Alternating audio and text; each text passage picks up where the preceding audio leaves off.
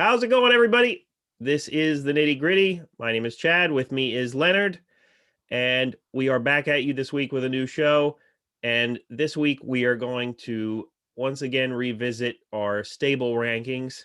The name needs work this segment, but we'll figure out a good name. Everything is a work in progress. That's right. But we are going to tackle the well-renowned, highly acclaimed, the York Foundation from WCW. So that's what we're going to tackle today. And we are going to rank each of the members. But before we get to that, you might be asking, who was the York Foundation? So before we talk about the stable itself, we kind of have to talk about Terry Boatwright, which is where the stable began.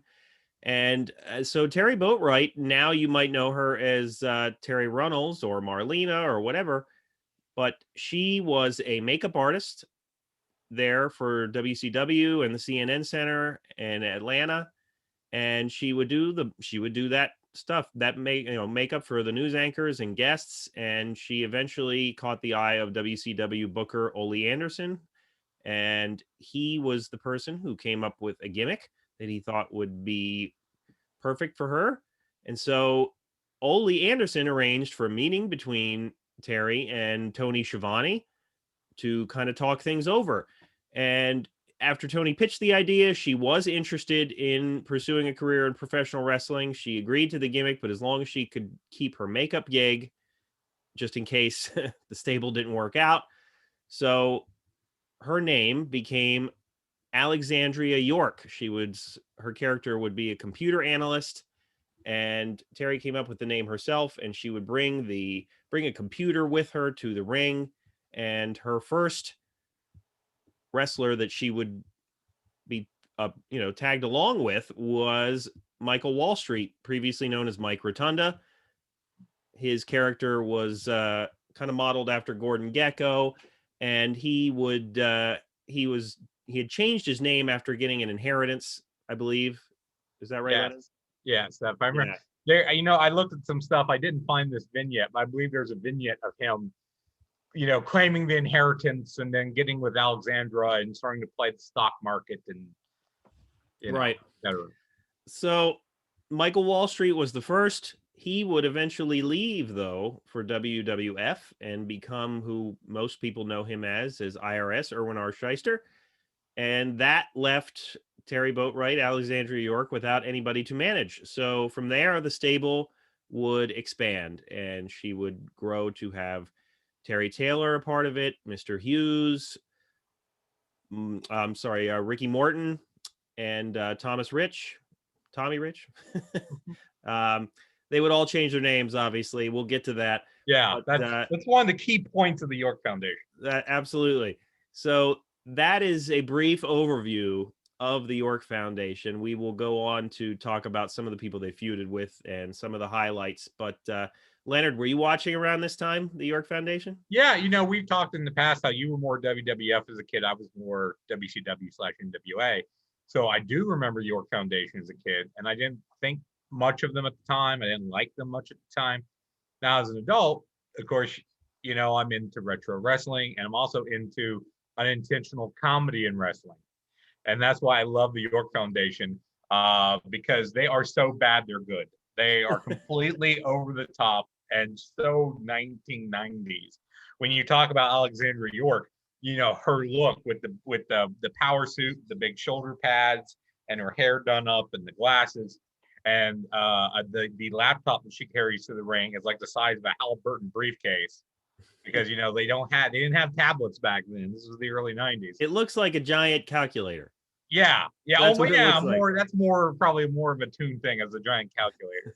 And the gimmick, part of the gimmick was that the computer would tell them how to beat an opponent. And usually the answer was hit your opponent with the computer. Yeah. And it reminded me of Paulie Dangerously's cell phone. He had the big Zach Moore cell phone, and he would hit people with it. As an aside, I always want Paul Heyman now to do a bit where he would pull like a really skinny cell phone out of his pocket and hit a guy with it, That and would then be great. like, and nothing would happen. He'd be like, "What the heck?" And look at it. Like That would be very few awesome. people would get what that was. I would lose it. But anyway, it was a similar thing with her, where the laptop or the computer or whatever they were calling it was used to hit the guys with. And when we talked about the $1 Million Corporation did those rankings, we mentioned how the 1-2-3 Kid and Tatanka needed makeovers, kind of stick the landing of the heel turn there. And that's what the York Foundation was great about, is that the main concept was taking these squeaky clean baby faces and turning them heel, putting them in a suit, slicking their hair back, and they would start going by the long form of their name. So as you mentioned, Ricky Morton becomes Richard Morton, Tommy Rich becomes Thomas Rich, Terry Taylor becomes Terence Taylor, Mike Rotundo becomes Michael Wallstreet, and I've told you how I played around with fantasy wrestling, different fantasy leagues and fantasy drafts, and of course I have recreated versions of the York Foundation over the years in these different leagues. My favorite was the Extreme York Foundation, which was Matthew and Jeffrey Hardy, Robert Van Dam, and Perius Saturn. I don't even know what to say. Yeah. And it's one thing too, we're going to talk about how they would try to recruit other guys to become part of the York Foundation. For example, there's an angle where Buddy Landell actually wants to join. But then, like, what do you do with Buddy? Did he become Budrell Landrell? Like, what do you do there? He didn't. He ended up getting in because he kept losing. Yes, that was the thing. He kept trying to beat, and one of the guys he kept losing to, who Alexandria was interested in, was Dustin Rhodes. Of course, in real life, she was eventually married Dustin Rhodes. Right. But what do you do with Dustin? He's already Dustin. He can't go back words to be Dusty.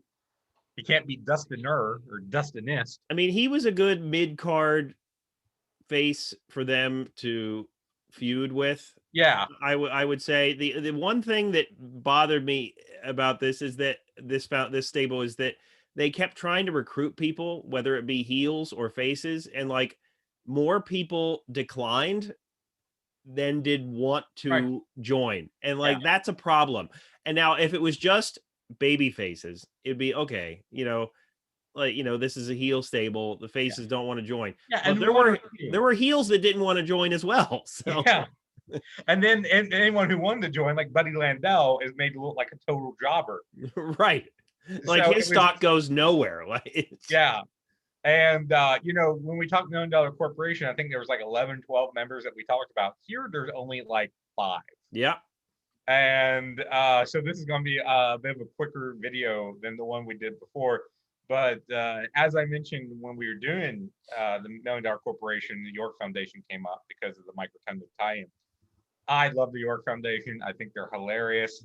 I love going back. I revisited some old promos today, and it's just funny how awkward the guys are in them. Yeah.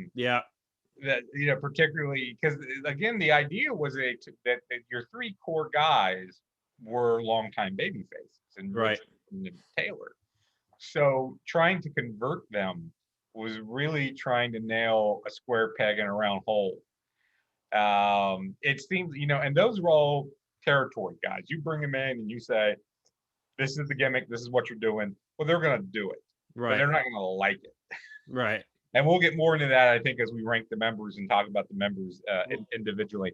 But I would say that's one thing that also hurt the York Foundation is the fact that you had not only was it played off that people didn't want to be part of it, but the people who were there didn't seem like they wanted to be part of it. Well, yeah, and I agree with that. And I would say also knowing where Terry Boatwright went and what she became with Marlena, it, looking back at these early 90s outfits, like, I don't know how she walked around as a makeup artist if she wore glasses like that. I doubt that she wore outfits like that. But obviously, we would go to know that she was a very striking female. Mm-hmm. And, she is Alexandria York, too. But she's portrays more of like a computer nerd. Now they would say computer analyst or, yeah, they wouldn't use computer nerd or executive, but clearly it's more of a computer nerd. Mm-hmm. Like, they should have, like, in retrospect, they could have easily fine-tuned her presentation to make it more eye-catching. That's Yeah. that's the least male chauvinistic I can put it. But let's talk about their theme music before we get to our rankings. Okay. So I don't know about you, Leonard, but I thought of Dallas. Like I thought of the theme for Dallas. That's what I thought of.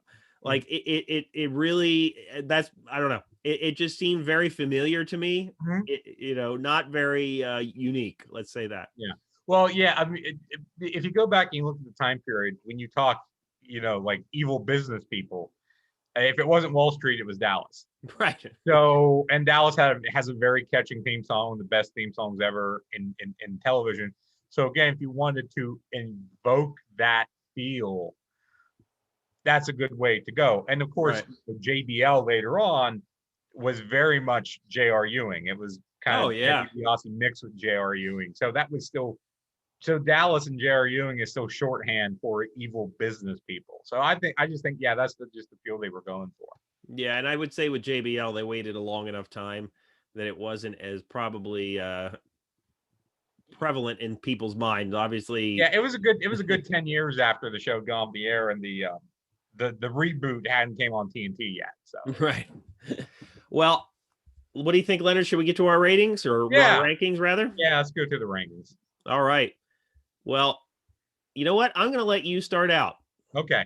I'm gonna guess that we're gonna be pretty close on this one. I can see our 1 and 2 being flipped, but I think we're gonna be pretty close throughout. As we knew with the $1 Million Corporation, we were pretty far off on a lot of them, which was fun. So, but we're only ranking 5 here. So my bottom is Mr. Hughes, aka Curtis Hughes or Big Cat Curtis Hughes. He mainly served in a bodyguard role for Alexandra. He did wrestle here and there. Eventually, he was sold off to Harley Race when he was managing Lex Luger. And I did find a promo today where they explained that because I didn't know if they had ever explained that on TV, but it was basically her saying, yeah, Harley was interested and I sold the contract. And then it was Taylor and Morton saying, yeah, he was great for us. They got a great guy there. And now we're looking for someone else. So they actually did explain that. But yeah, Hughes didn't wrestle a whole lot and he wasn't there that long. So I don't think that's why you can put him much higher than 5, Right. just because of those two things. Right. And that is my number 5 as well. And can we talk for a second about how easy this guy's gig was? Like, I'm not talking about just the WCW. Look at his entire career. Oh yeah, Now, he was always yes, the same thing. and I know people out there, yes, he wrestled from time to time. I get that totally. But by and large, he stood there and looked mean. That is what he got paid to do. Now, I realize I might not look like Mr. Hughes, but sign me up for that position. Like, and even crossing over from WCW to WWE, it was the exact same gimmick. He wore the exact same suit, the exact same hat, dark sunglasses, and it was very similar to the Big Bubba Rogers gimmick. Right. I would say he did less than Big Bubba when Boss Man was in that gimmick. Again, as you said, he stands there and he looks menacing, and that's about all he does. Right. And when he did wrestle, his matches were all under a couple minutes, and they were all jobbers, and it was all just him hitting 2 or 3 power moves. Right. And it's just amazing to me that, like, this guy was able to get a job with pretty much every major promotion and do predominantly the same thing in each of those promotions without wrestling or showcasing his skills all that much. It's something to be said for a bodyguard character, that they're useful to a point, but eventually, with a lot of them, you do have to have them wrestle. And again, Mr. Hughes did, but it didn't seem like he had a lot of growth from just being bodyguard. You look right, at yeah, and that's the thing. I just, and this is nothing against the real person. I just don't think I can't think of anybody that he actually enhanced by being a bodyguard. I can't think to myself if somebody mentioned like a talent that he was a bodyguard for. I doubt that I would first come, oh yeah, well, I associate so and so with Mr. Hughes. Yeah, It's I'd have to look up who else he was with. I knew he was with right. the Foundation, and he left to go with Race, and I knew who's in WWF, but I would have to look up who else he was partnered with. what was he, head of security in the York Foundation? Something Something, like that. yes, something like that. Yeah. Well, all right. So my number 4 is Thomas Rich. And I put him at number 4 because there really isn't a ton of memorable moments with him in this stable. He was the last person to join the stable and therefore didn't have as much time before it dissolved to really showcase his character. They just kind of made his name more formal. They slicked his hair back. um you know I watched some promos where they gave him some time to speak. If you listen to him speak, it sounds like he had 3 packs of cigarettes a day. So like, like you have these slicked in, formal business Temin type characters, and then he comes on there like, yeah, we're gonna, like, so And he's still wearing like a vest. Like he's not as dudded up as some of the other guys. right. So Tommy Rich obviously was a good hand. And his major feud, from what I could tell here, was with Big Josh. He had there was some matches with him, a lumberjack match that was somewhat entertaining. But yeah, he was at my number 4 for that reason. What do you think, Leonard? Yeah, he's at my number 4 as well, and it was for a lot of the same reasons you just said. Now, it should be mentioned that Thomas Rich was also part of a 6-man tag team championship run that they had. Yeah. But I don't know how big of the success you can call that, considering that the York Foundation dissolved shortly after that, and the belts also dissolved as well. So they killed the titles. They killed their stable. Yeah, and by winning those titles. Now that you mentioned those, that was obviously the biggest highlight of this stable. Unfortunately, WCW main event, which is where that match aired that they won, is not on the WWE network yet. Hopefully it will be someday, because I would love to see some of the unearthed gems that show probably has. But yeah, I mean, the WCW 6-man tag team titles didn't even last a full year.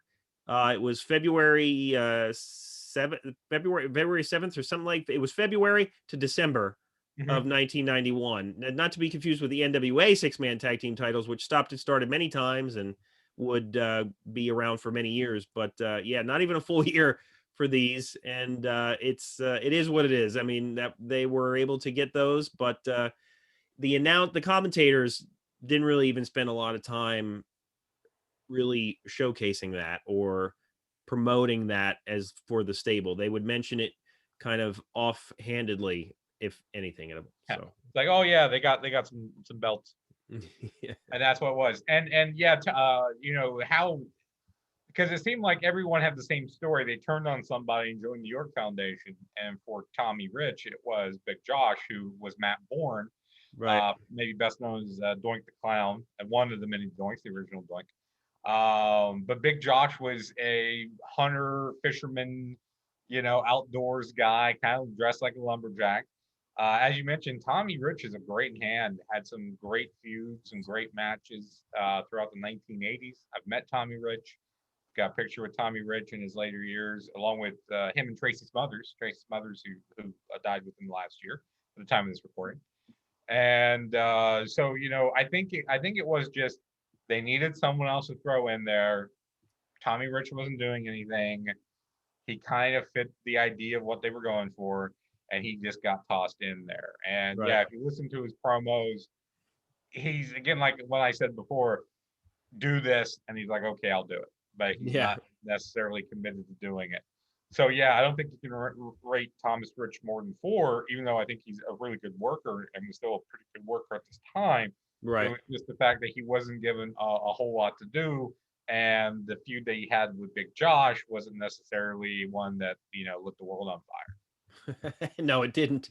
Yeah, there wasn't really a lot of pizzazz when you would see his promos with the stable. But Leonard, why don't you go on with your number 3? Okay, number 3, I've got Michael Wallstreet. And this is mainly because he wasn't there that long. I mean, he was the foundation. He was the first guy, the originator of the gimmick, and the originator of the York Foundation. But he wasn't there that long, and he didn't have anyone else around him. It was just him at the time. And we talked about in the Million Dollar Corporation video how when he went over WWF and became IRS, too many letters in there, that this was sort of a offshoot of Michael Wallstreet. It was the difference between WCW and WWF, how they would go take something and go cartoony with it, go gimmicky with it. And sometimes that worked, sometimes that didn't. You can say IRS was successful. And of course, Rotundo would come back to WCW and be VK Wallstreet, which I think was probably a play on Vincent Kennedy McMahon, VK, Probably. and would become a member of NWO Japan, and we would never see him much ever again. I remember watching during the later era of WCW, and every now and again he would pop up, like they would say he came in from Japan, or they would mention NWO Japan, and I would go, "Oh yeah, Mike Rotundo, man." So again, great worker, great hand. You can't say he wasn't, but it was a weird gimmick, and he wasn't there that long. So if he was there from start to finish, I think he's your clear number one because he was your de facto stable leader, would have been your stable leader. But for the short time that he was there, I've got to go number three. Interesting. So we are not in agreement from Okay. here on out, so which always makes it more fun. So my number 3 is Richard Morton. Mhm. And I put him at number 3 simply because I don't think they went 100% with the heel turn here. Now, when you see him introduced, actually, it's such a weird, like Richard Morton comes out and attacks Dustin Rhodes after he and Terence Taylor have a match. Previously, before that, Dustin Rhodes had beaten Taylor straight up. And in this case, it looked like he was going to do it again, but there was shenanigans. And that's where Morton turned heel. Now, then later on, they had teased that the York Foundation was going to make an announcement of a new member, but Morton came out in the match with Dustin and Taylor, and then later on was the major announcement in the pay-per-view, which is a weird order chronology to me. And he did come out in a suit, but I don't think they changed his look enough. Now, we had talked about this with the $1 Million Corporation and Tatanka, and Morton still had the mullet and still had his same tights and everything. The whole garb was the same after that in initial suit introduction. And that was my biggest problem with him in the stable at all. Now, he had a really good match with his tag team partner, Robert Gibson, at, I believe, Great American Bash 91. Yeah. Mm-hmm. And so that's certainly worth seeing. I would say that's one of the top 3 matches that the York Foundation has to offer. But aside from doing heelish things similar to Tatanka in the $1 Million Corporation, there really wasn't anything else that you would look at and say, okay, he's definitely the bad guy here, because he didn't really change his look a whole lot. The other guys slicked their hair and all that. He didn't really do that. So, obviously Morton is known for his mullet. He still has it to this day. So, but I would have liked to have seen a little bit more push. Like, they needed to go 100% with some of these guys. And as we talked about at the beginning, maybe they all weren't fully passionate about doing these characters. So that is my number 3. So I will move on to my number 2 pick. And my number 2 pick is Terence Taylor. I think that this is some of the best work that Taylor had in his career. From what I've heard, he doesn't respond kindly if somebody comes up and knows him as the Red Rooster. But obviously, that's probably the character people know him for the most. Until we were going to prep for this show, hadn't seen a lot of his non-WWF work. So it was good to go back and see some of his regular wrestling matches where he wasn't playing a cartoonish character. And I really liked a lot of the stuff that he did with the York Foundation. Probably my favorite match that I watched in preparation for this show, I should say, was Taylor versus Bobby Eaton at one of the Clash of the Champions. I forget if it's 13 or 14, but that was a really great match. Bobby Eaton is really great in the ring, and they had really good chemistry. And I think they went for like 18 plus minutes. He had good matches with Eaton. He had good matches with Dustin Rhodes. Before he got into the York Foundation, he had a good match with Michael Wallstreet. And, so I liked him here. I thought that of all the people, aside from Mike Rotundo, all the people in this stable, I thought that he convinced me the most, that he was trying to commit to the character. He sported the suit in promos. He had his hair slicked back. He had a different look. He looked like he was trying to go the whole 9 yards. So that is my number 2. Leonard? Okay, well, my number 2 is Richard Morton, who you talked about at your 3. And it was because, when we did $1 Million Corporation, I mentioned a lot like successes, like who had the most successes. And for me, Richard Morton had a lot of those. The heel turn, I think more of the heel turn on Robert Gibson, even though he did attack Dustin Rhodes. But the heel turn on Robert Gibson and the breaking up the Rock and Roll Express was just such a huge thing. Right. Again, the match at Great American Bash 91 against Gibson, a lot of people will tell you that's the only really good match on the whole show. And if we ever do the wrestling rebook idea that I have, where we take a bad show and we recap it and then we say what we would have done, that would be a great candidate to do, because there's so many great workers on that show, but they're put in such terrible positions and terrible matches. You mentioned and the other success for Richard Morton was he was in the WCW light heavyweight title tournament. Again, that was a belt they didn't do a whole lot with once they got there. He got to the finals and lost to Flying Brian. Right. And that helped put that belt over and Brian Pillman over to start with, even though, as I said, they didn't do much with it. Again, he was part of the 6-man tag crew that they had that won those titles. He actually had it twice. He was always trying. Yes, because he had it when he was still Ricky. a face. Yeah. Yes, as well. So, and I believe Tommy Rich was the same way too. Was it? Yep, he was on that. He was on his team as a face as well. Yeah. Yes. Yeah, because I believe I watched a promo today that mentioned how they had it before. Right. Of course, they had it back before they had turned heels. And you mentioned them feuding with Bobby Eaton, and I know he was a guy they tried to recruit. And again, that was perfect. He could have been Robert Eaton, and later he did become Earl Robert Eaton when he was with the Blue Blood. So he kind of did the York Foundation gimmick in a way later on. And then they also feuded with Tom Zink, who could have been Thomas Zink. That would have been fun. But anyway, yeah, I mean, I associate Morton with it.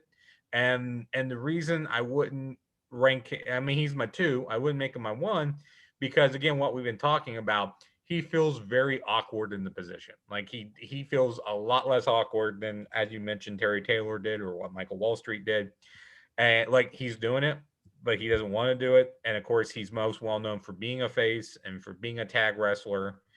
And I'm surprised that they didn't do more tag stuff with him. Turning him and Taylor, and of course, him and Rich would tag, but they weren't like a regular team. And also from research, I find that at one point they were trying to recruit Arn Anderson and Larry Zbyszko. Yeah, I saw that. Who decided to go off and be the enforcers themselves outside of the York Foundation. But again, they're like, we don't want any part of this. No, but we'll go off. See, you could do Lawrence Zbyszko, but I don't know what you do with Arn Anderson.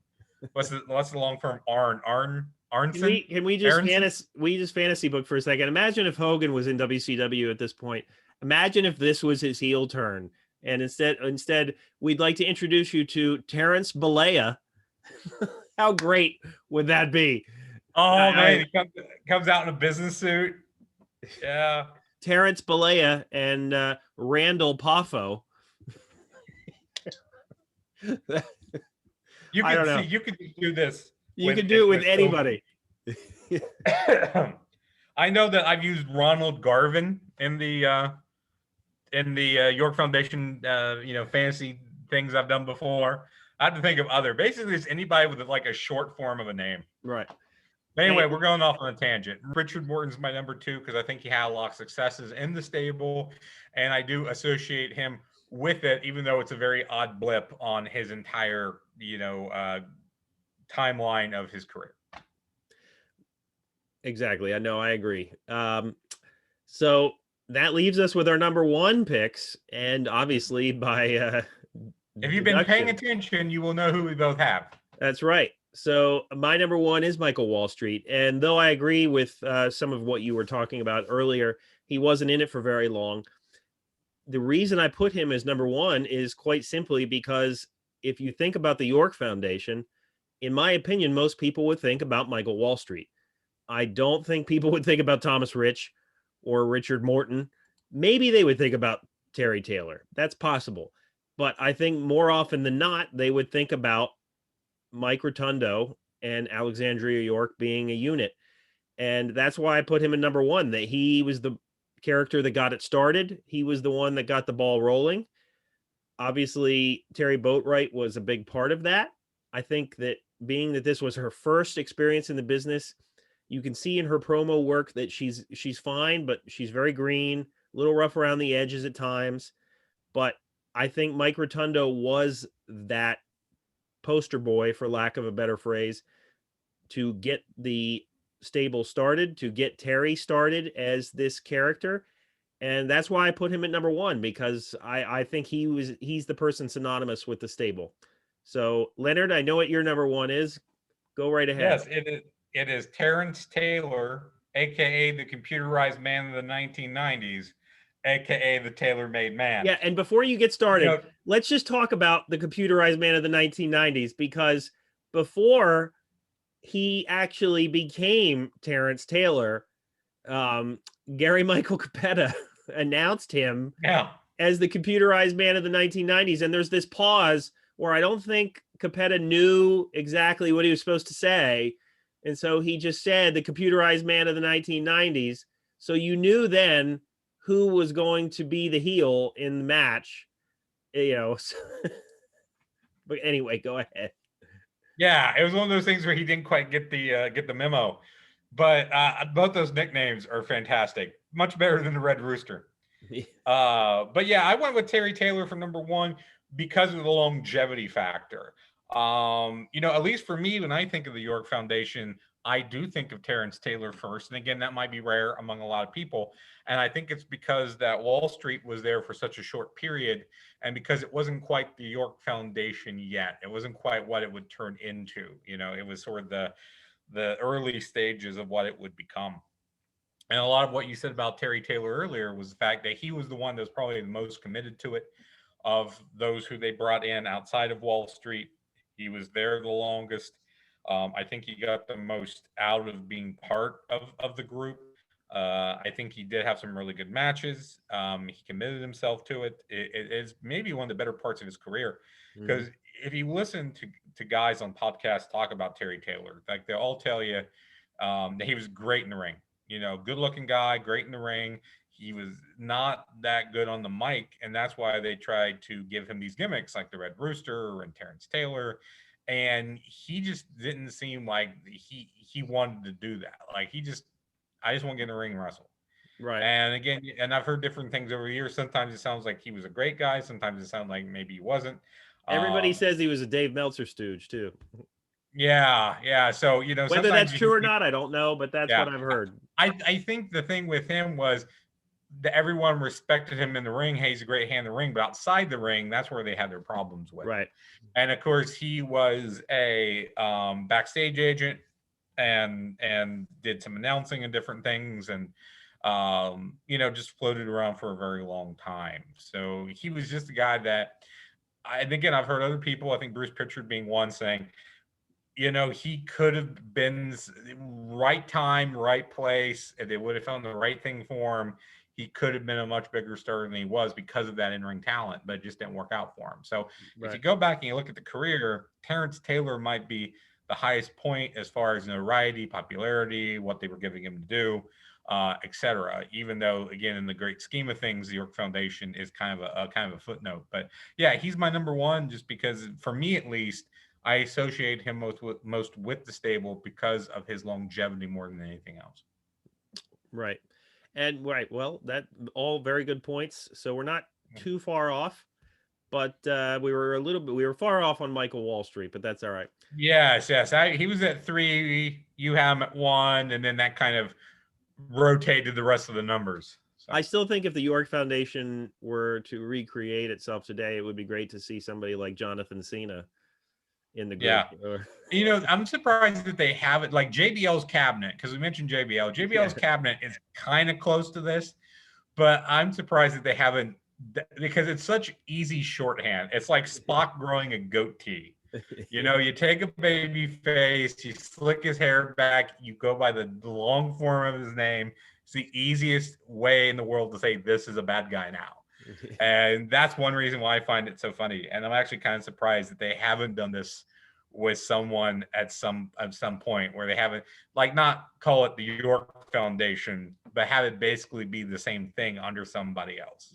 Introducing Marcus Calloway. All right, I'm gonna stop. Yeah. See, you can do it all day.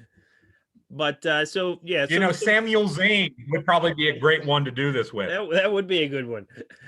I think Samuel Zane could do it. Now Daniel Bryan's already Daniel, so I don't know. They would change his name back to Bryan Danielson. Yes. So some final thoughts here on the York Foundation before we wrap up. They lost a lot. So yeah, like that obviously is not going to get your faction or stable a lot of momentum. They lost a lot. Did they have some wins here and there? They did, but by and large, and you will see this if you research it, towards the end, they were used as enhancement talent against people like Van Hammer and Big Josh. And, you know, I guess their last feud was with the Freebirds, but nothing ever really happened there. So they kind of just fizzled out. And the story goes that after Terry Boatwright became romantically linked with Dustin Rhodes, Dusty was not a fan of her in any way, and according to Terry, made her life behind the scenes a living hell. And eventually she and Dustin would split, but then get back together, and it just became too much, I guess, for her. The falling out, I guess, there for a little while between Dusty and Dustin. So obviously Dustin and Terry moved on to WWF, where he would become Goldust and she Marlena. And so obviously the York Foundation just kind of fizzled out after that. One more thing to note is that this was a time in WCW where they had rankings. So the rankings were a big part of some of the matches and the clips that you'll see out there. And obviously rankings are used here and there throughout wrestling history. I know AEW still has them, and AEW is doing those. Yeah, AEW, or at least last night I knew AEW was doing those. And yeah, they're doing them pretty well and sticking with them. And that's kind of the thing for me with the rankings. Like, you have to be consistent. You can't just bring it in when you feel like it. But anyway, those are my final thoughts. The stable, you would say, you called it So Bad It's Good. I can get there to a certain extent. I think that it's a little hokey looking back at some of these clips, like the computer, and like she's typing, but obviously she's not typing anything because the camera cuts away. So yeah. It's very hokey, very dated, but if you're a hardcore wrestling fan, it is enjoyable in that So Bad It's Good way. So Leonard, what do you think? Well, you know exactly what I said. If you were going to do an MST3K type of thing with wrestling, doing York Foundation matches would be a great thing to do, I think, because of all the things we talked about. Right. You know, she's typing, but she's not. The way she's dressed, the way the computer's used, the way that some of the guys are committing and some aren't. And that's why I just find it so hilarious. And what I said before, it's just, well, on the other hand, it's such excellent shorthand for these guys are bad. Yeah. And it's fun in that way too. So if you go back and you watch early 1990s WCW, which even more than the later years, I think was just them throwing everything they can against the wall to see what would stick. Absolutely. This was definitely one of those. And again, what we mentioned with Gab 91, so many great workers on that show, but the show itself is terrible, one of the worst of all time as far as the pay-per-view goes. And again, you got the York Foundation. You have three really good, if you want to talk 4 really good workers with Wallstreet, of course he wasn't there with the other 3, but you've got 4 really excellent workers associated with this group that is considered a complete joke and that were Right. used only as jobbers, especially towards the end of their run. So I think that says a lot for what WCW was doing at the time. We've got these great guys, but we don't know what to do with them. And because of that, they wind up not doing much of anything. So the York Foundation, again, is one of those stables that it's fun for us to talk about and to rank because kind of like our concept here, we want to do things that other people aren't doing. And you don't hear people talking about the York Foundation. Right. And it's funny if you listen to the commentators talk about the York Foundation, because obviously computers were still a bit of a new thing in this era. And the commentators really don't know how to talk about, like, oh, Dusty. It's funny if you listen to him, he's like, well, I don't know much about computers, but I know about heart, I think that there needed to be more validity to the stable initially. Like, there needed to be like, okay, why do we believe this? Why are we believing that this computer is a actual tool for them to use? But instead it became like this, well, she's using her computer, but this guy has a lot of heart. So, Yeah, he's overcoming the schematic curve. Yeah. So anyway, I think you could use that more today. Given to today, if you had someone out there with, say, a laptop and they say, oh yeah, we're putting in, we take all these guys' matches and we take like him and we put all the statistics in here and we do computer generated models and blah blah blah. Like today, people would go, yeah, right. Like they would buy it. It would make more sense, right? That you could do that and you could simulate matches and go, oh, okay, if I do this, then I'm gonna do this. I think you could actually do that today. Have someone saying, hey, we're simulating matches on computers. You can even use it to push the video games. Right. We're using 2K21 to simulate matches, and that's how we're gonna figure out how to beat this game. But it's like hilarious. Taylor would always go out of the ring and like he would check with her and like, what actually are they talking about? Like, what is she telling him? Nothing. Like, yeah, like they're pretending to like look at the computer. It just says armbar. That would be hilarious if they would cut to it and it's armbar is huge. Just headlock. All right. Well, if you have any thoughts on the York Foundation, please let us know. Please check out my other show, Dailies to Downloads.